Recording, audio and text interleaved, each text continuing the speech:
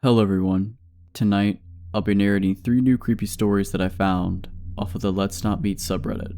I now have memberships enabled for only $5 a month, so if you wish to support me, it's greatly appreciated. After you have heard these stories, let me know what you think of them in the comments below. But without further ado, let's dive straight into their experiences. These are their stories.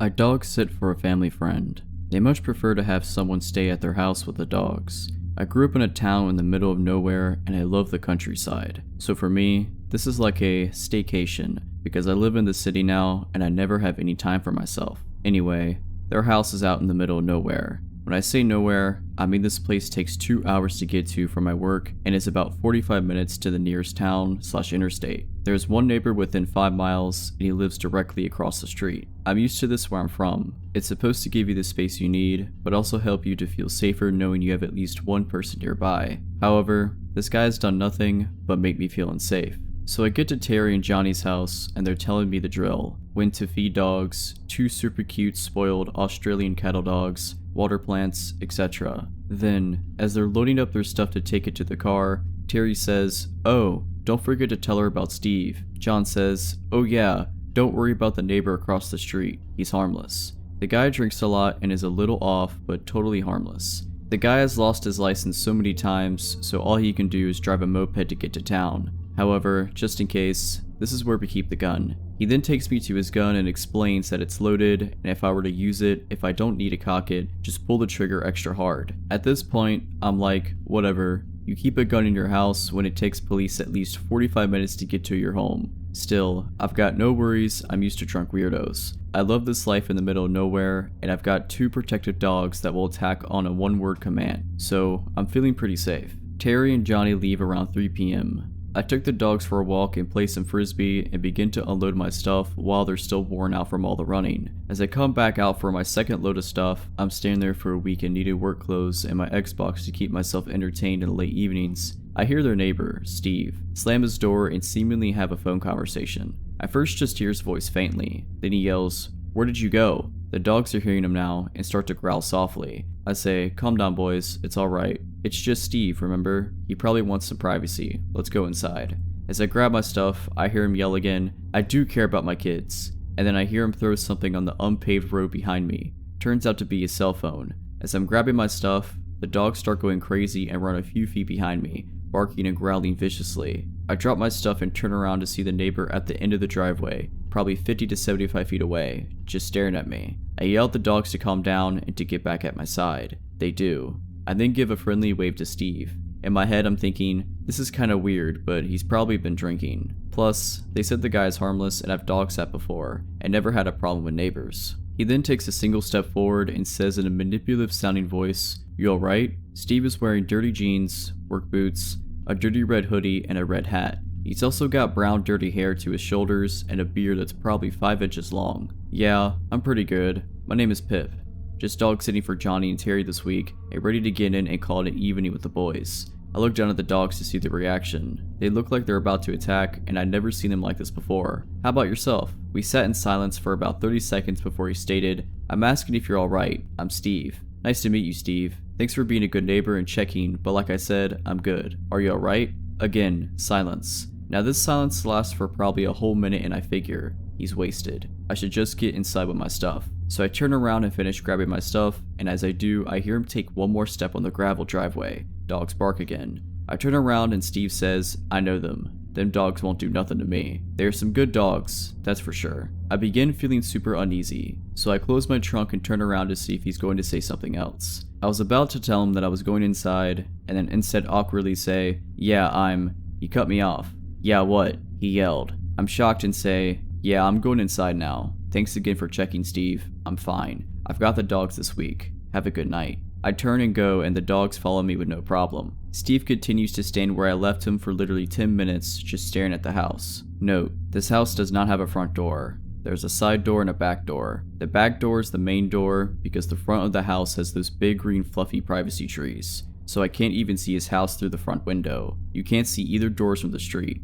You have to come onto the property to see them. It's about 6 o'clock where I'm at, and the sun starts going down around then, but doesn't actually get dark until about 9:15 p.m. during the summer. Anyway, the dogs and I are on the couch, and I've got my headphones on while playing the Xbox. All of a sudden, the dogs flip their mess, running towards the back door, barking and growling. I'm like, they don't do that unless someone pulls up into their car and they don't know who it is. I'm not having anyone over. So I grab my knife, which is always close by, and start walking towards the back door. The dogs are still going crazy, and I have no idea what they're looking at. I don't see anything, but then I look closer. I see mope tail lights in the driveway seemingly hiding behind my car. I then try and focus in and see that Steve is turned around staring at the back of the house from his moped, ducking behind my car. I get the dogs to be quiet and I hide to see what he's doing. The dogs are still growling, but at least they're not giving away my location right now. I watch him for 5 minutes. No movement, just a creepy stare in my general direction. I don't think that he could see me, but I'm not sure. He then shuts off his moped and crouches next to my car, where I can see him now peeking into my car windows. When I lived in the country, I never locked any doors. Not my house, not my car, nothing. Since I work and live downtown, I naturally keep all of my doors locked all the time. I don't see him try and get into it, but he walks around it a few times. He's not crouching anymore. Obviously, he feels like no one is watching him or cares that he's looking into my car, but he is only taking a single step. Stopping looking into my car, then at the house. Repeat. A single step at a time. At this point, I text Terry and tell her that Steve is doing some weird stuff, and I tell her I'm starting to feel uncomfortable. I get a text back reading, "Call the cops if you feel unsafe. They know him. They could come talk to him. Remind me to tell you about the time he was standing out by the tree at 6 a.m. when I was leaving for work and when we get back. We think he had a psychotic break." How comforting, right? So, I talk myself down some. This guy is just wasted. However, if he starts getting close to the car, I'm calling the cops. Dumb idea looking back because the cops take so long to get out there. I'm watching him as he's made his second round looking into my car. He then gets on his moped and drives off. As he passes the window that faces the driveway, he sped up, trying to make it so I wouldn't see him if I were just watching TV. Now it's like 8 p.m. and the dogs start going crazy again. I look out and now his moped is parked in plain view and he is standing on the walkway just 30 feet from the house, staring and talking to himself. I had previously turned off all the lights so that he couldn't see easily in and see what I was doing. I see him take a single step towards the door, now about 30 feet away. I grab the gun. I've calmed the dogs down and they are in full on protective mode. One dog to my left and one to my right. It's about 8:15 p.m. now and I call the cops. I explain the situation and that the owners think he had a psychotic break. As I'm halfway through explaining why I'm starting to fear for my safety, the operator says, "Ma'am, what is your address again?" I tell her, "I'm sorry ma'am, but you're not located in our county. I will have to transfer you to county." "Are you serious?" The owner said that the cops in South know him very well and how to handle him. "Isn't that you guys?" "Yes ma'am, that is us, but you are located in a different county. That is not our jurisdiction. But the guy who's bothering me lives in your county. That is why I'm calling you." The operator then transfers me to another county. When she answers the phone with the average, "911, what's your emergency?" I'm silent. I'm looking out the kitchen window and Steve has come up about 4 to 5 feet since the last time I looked out there. "911, what's your emergency?" I then explain what's happening and explain that I was just transferred because I'm apparently not in their jurisdiction. She then tells me to remain calm and to turn on all the lights.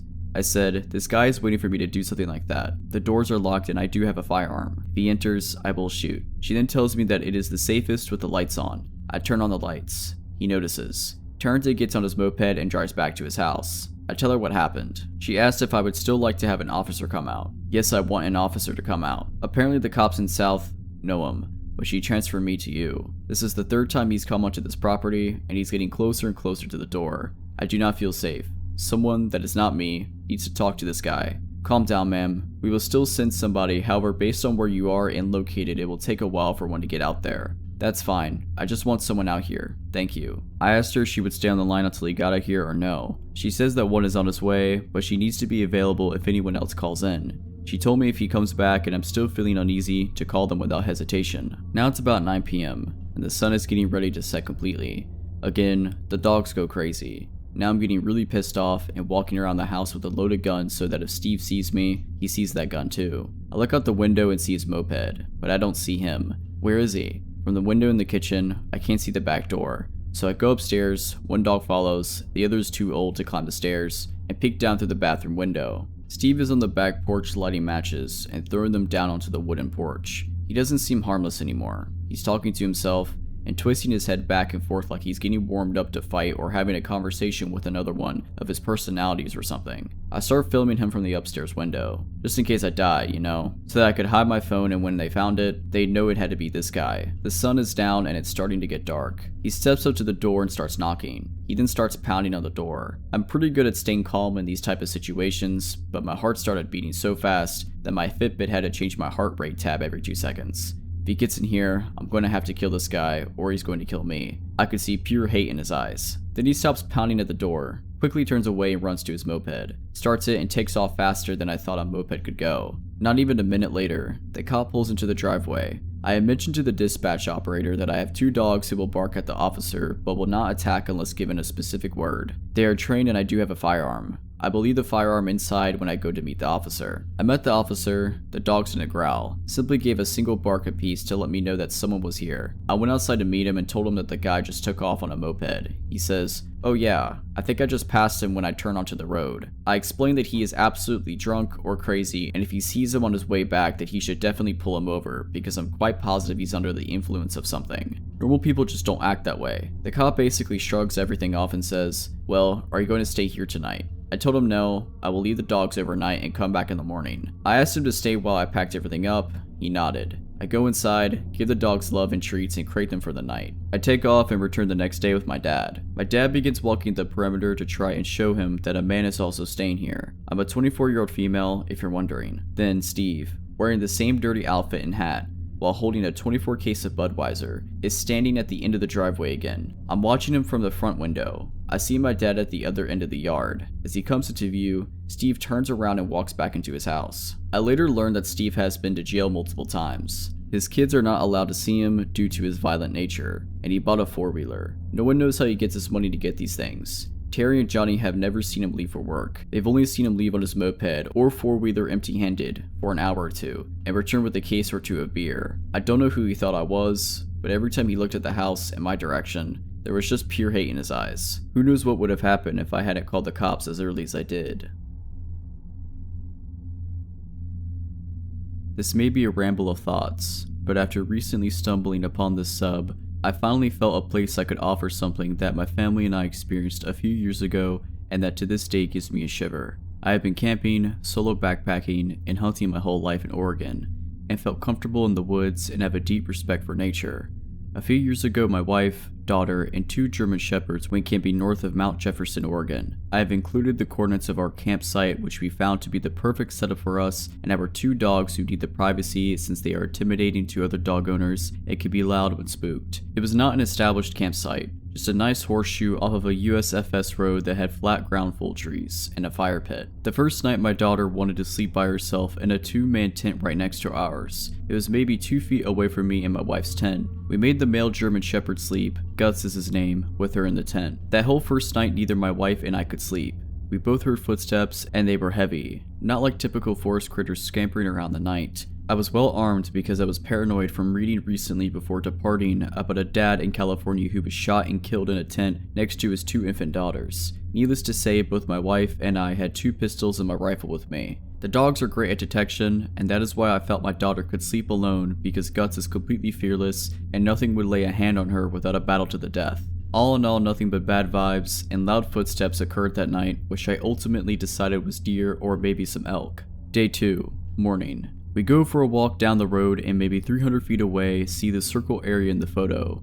I see an abandoned road where a rusted gate was missing, was covered in vegetation. Something of blue color caught my eye and Guts immediately takes off running down this abandoned road. My heart begins to race because I think it's another family camping like us and he's going to get himself shot or scare some innocent people to death, so I chase after him as fast as I can and the rest follow. He stops after 20 feet into the road and me yelling his name, but I've covered just enough distance to see that there is nobody there and something is off about the site. I yell, "Hello, is anyone there? Sorry about the dog."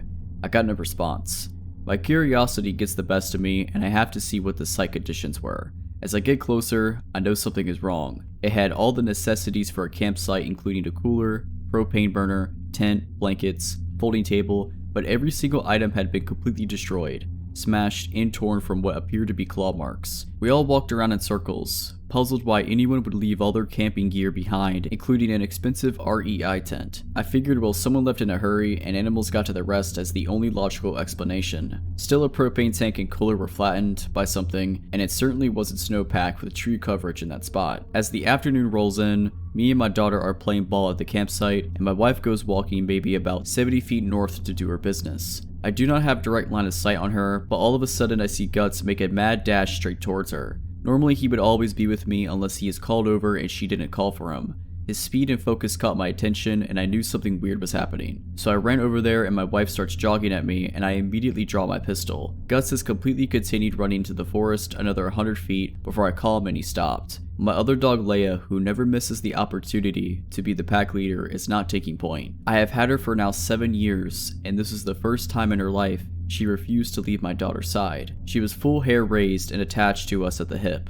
Again, anytime we hike or play, Leia is up front bossing everything in her path and pauses to look to see where we are and continues. I asked my wife what happened and she said, I was trying to pee and all of a sudden I felt all my hairs raise. I know someone was watching me. And then I saw Guts running towards me and I just got up to move towards you. We spent 10 minutes looking for signs of anything and saw no trails. Broken branches, nothing to point to what and where something went. We decided we are spending one more night since it's too late to pack up and drive, but we will all be in the big tent together. Before we go to bed, I put a rope with a makeshift coin alarm around the perimeter of our campsite. I used a mint can and some coins and keys from our truck and zip tied it, so anything hitting the rope gave a little jingle. Very unsophisticated, but it put my wife at ease. As I go to tie my last corner off at a tree near our tent, our third mystery item unveils itself. It looks like someone has done the exact same thing I have done with the rope that was so old and brown, I didn't see it at first. It was broken and only a few pieces remained, but sure enough it was tied at roughly the same height, about 8 to 10 inches off the ground, and even had a few rushed washers on it. I immediately felt someone had stayed here before and put the same makeshift warning system on the same tree, maybe 10 to 15 years ago based on the condition of the rope.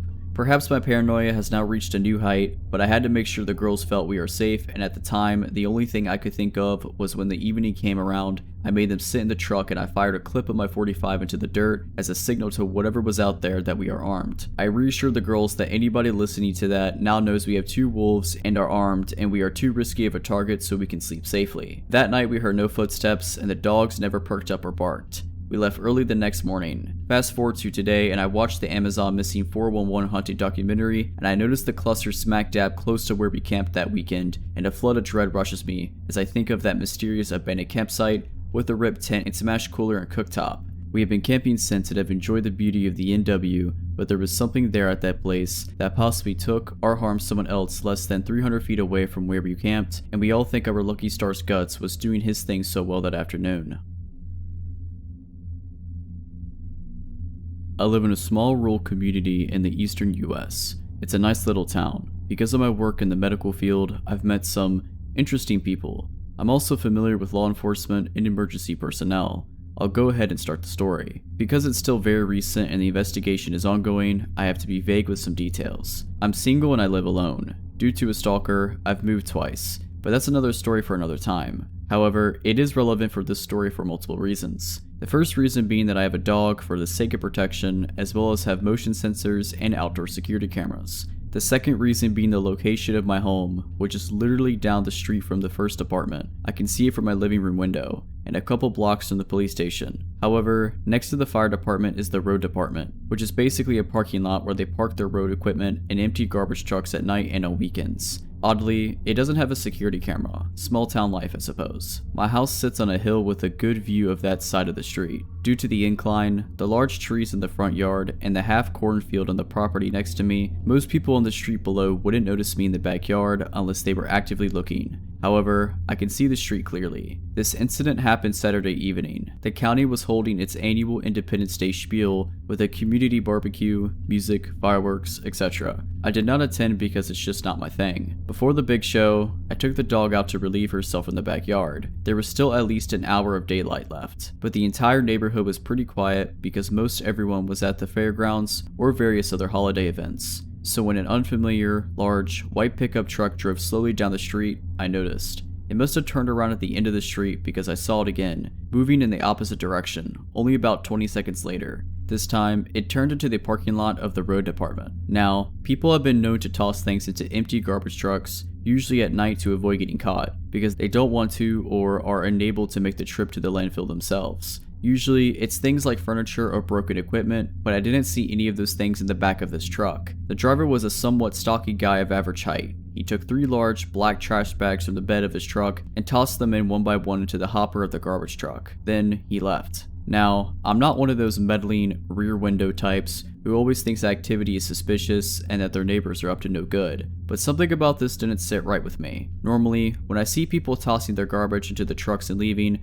I don't bother reporting it because it's relatively harmless. But this time, I had a gut feeling, so I called the police. If anything, they could get the guy for illegally dumping trash from a barbecue or whatever. While I'm on the phone with dispatch, I put my dog inside to cut down on distractions while the officers investigate. A few minutes later, an officer arrived and I crossed the street to meet him. Gave him a description of the events, and pointed out which of the trucks the man had tossed the bags. He found the bags. He took photos, he put on gloves and told me to stay back. The bags were tied in a knot at the top and it took him a minute to untie one because of the gloves and how tight the knot was. But eventually he got it open, looked inside for a few seconds, then twisted it closed and took a few steps back. Oh, he hissed under his breath. What? I asked. It's a body. I felt sick. I could tell he felt sick too. I saw him grow pale. His hand was trembling when he held the radio. Even his voice was shaking as he gave the code to dispatch. The dispatcher sounded confused when she asked him to repeat it. Within 10 minutes, the county sheriff was on the scene. Even he looked sick at the contents of the bag. The coroner arrived 10 minutes after that, and the first officer walked me back to the house, along with another one who arrived at the same time as the coroner. Though I showed the first cop via the app on my phone when I described the events initially, I now showed them the video on a larger screen. The camera caught footage of the truck as it drove by both times, as well as pulling into the parking lot, though unfortunately not a clear view of the license plate or of the man tossing the bags out of frame. We watched the footage over and over, pausing frames, the officers taking notes. Ultimately, they requested this footage as well as a copy of the files from the past week to see if the truck had been in the area before. I've also been saving footage until the road department installs their own camera this week. Because this is still fresh, I don't know many more details. I know the body was in pieces, but I don't know the age of the victim, the gender, cause of death, any of that. Information has not been released to the public. I don't know if the coroner has ever been able to identify the body yet. A police cruiser has been parked at the fire department next door for constant surveillance in case the guy comes back. The guy who dumped the body was likely a local. How else would he know he could dump there? He probably thought it'd get buried in other people's illegal trash accumulated over the holiday weekend, and the sanitation crew wouldn't have bothered to investigate. When I think about how this guy lives in my community, it makes me feel physically ill. To think that he had clearly scouted the area for a dump site, that it may have not been the first time this had happened. That this could happen again. If I hadn't called it in, if I hadn't been in the backyard at that exact moment, or if I had ignored that gut feeling, the victim would have never been found, may never find potential justice, their loved ones may never have closure. In fact, there's a possibility that it just might happen again to another poor soul. I hope it's not me. Alright, so that's it.